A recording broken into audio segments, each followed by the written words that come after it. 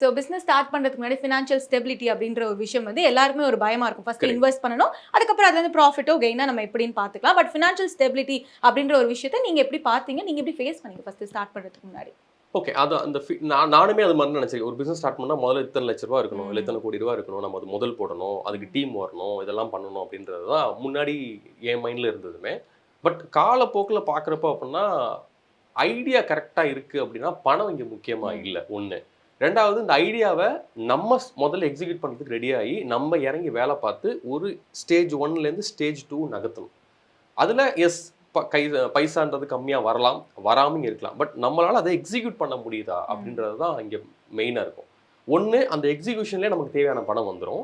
இல்ல அந்த எக்ஸிக்யூஷன் சரியா இருக்க பட்சத்திலே நமக்கு தேவையான பணத்த குடுக்கறதுக்கான ஆட்கள் வந்துருவாங்க. ஸோ ம். இன்னைக்கு காலகட்டம் அத நோக்கி மாறிடுச்சு.